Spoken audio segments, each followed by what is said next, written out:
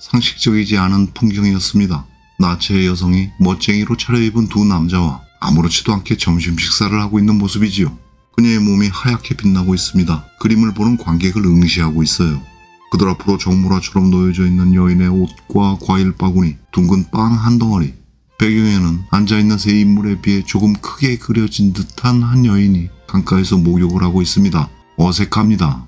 일부분 미완성처럼 보이는 만해의 그림, 사람들에게 익숙한 고전적이고 매끄러운 인물 묘사하고는 전혀 다른 느낌입니다. 그림은 당시 파리 외곽의 큰 공원, 볼로뉴 숲에 만연하고 있었던 매춘을 이야기하고 있는 것입니다.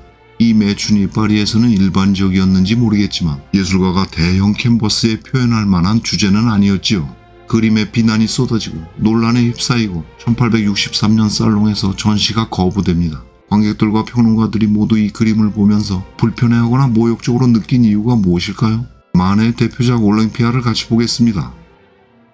올랭피아의 몸과 시선은 당당합니다. 올랭피아는 파리의 매춘부입니다. 자신감이 넘치는 매춘부에 대한 만해의 독특하고 솔직한 묘사는 1865년 파리 살롱에서 전시됐을 때 사람들에게 또 큰 충격을 주며 큰 논란을 불러일으킵니다.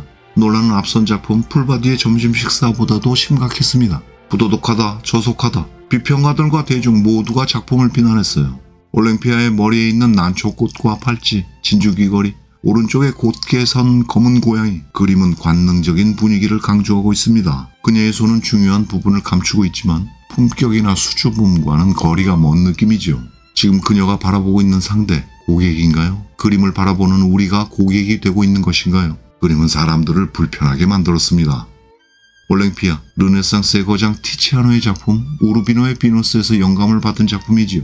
만해는 티치아노의 그림에 있던 작은 개를 난잡한 섹슈얼리티의 상징인 검은 고양이로 대체했습니다. 고양이의 흥분된 자세는 도발적입니다. 프랑스어로 암고양이, 샤트는 여성 생식기를 뜻하는 속어이기도 합니다.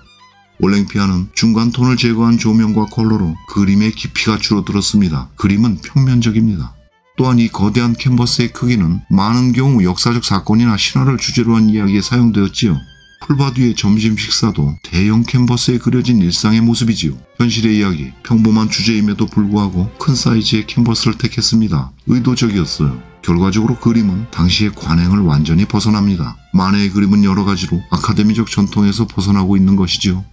여성과 남성, 벌거벗은 인물과 옷을 입은 인물, 그림은 남성과 여성 사이에 명확한 사회적 차이를 만들고 있습니다. 관객은 옷을 벗고 있는 여인의 시선에 대해 명확한 의미를 알 수 없습니다. 이 그림은 르네상스의 전설 라파엘로의 그림 파리스의 심판에서 영감을 받았다고 하지요. 라파엘로는 보수적인 화가들에게 존경받는 예술가였어요.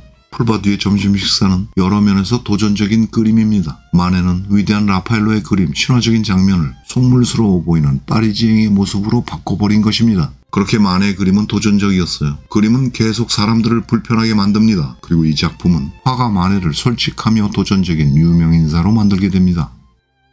올랭피아에는 흑인 하녀가 등장합니다. 백인 올랭피아의 이미지와 강렬한 대비를 이루면서 그림은 19세기의 흑인들이 등장하는 미술작품에서 흔하게 보이는 인종차별적 고정관념이 엿보입니다. 올랭피아의 시선은 남성 중심 사회에 대한 저항으로 언급되기도 하지만 흑인 하녀의 시선은 무시됩니다. 그녀는 그냥 그림 배경의 일부일 뿐입니다. 거대한 캔버스에 누운 매춘부, 불편하고도 놀라운 그림이었습니다. 전형적인 미학적 기준으로 미뤄볼 때 올랭피아의 몸은 이상적이지도 않습니다. 평범한 몸에 가깝지요. 말 그대로 인간적입니다. 어쩌면 그 이유로 그림은 더 외설적으로 느껴질 수도 있습니다. 풀바디의 점심 식사에 등장하는 여인, 그리고 올랭피아의 모델은 만해 작품의 모델이며 뛰어난 화가이기도 했던 빅토린 뮤랑이었습니다. 이미 잘 알려져 있던 여인이지요. 그림이 파리 살롱에 전시됐을 때 관람객들에게 여인은 이미 친숙한 존재였어요. 그래서 그림은 더 불편하고 충격적이었을 것입니다. 풀바디의 점심 식사, 그리고 올랭피아, 당시 프랑스 사회의 여성과 매춘의 문제를 제기합니다. 풀바디의 점심 식사, 올랭피아가 당시에는 논란의 작품이었지만 프랑스 아방가르드 예술가들에게 열렬한 지지를 받습니다. 1883년 만해는 파리에서 세상을 떠납니다. 전통적인 기준에서 벗어난 만해의 작품들은 비평가들에게 가혹한 비난을 받고는 했습니다. 그러나 만해는 흔들리지 않았어요. 만해는 계산적인 원근법에 매이지 않았고요. 시각적 효과, 감동을 향한 순수한 미적 즐거움을 찾았습니다. 만해의 걸작들은 역사적인 주제와 신화에 가리워져 있었던 파리의 이야기, 도시생활의 단편이었습니다. 만해는 현대미술의 시작을 알렸습니다. 시간이 흐르면서 미술사학자들은 만해를 이야기하며 모더니즘의 아버지라 부르기 시작했습니다.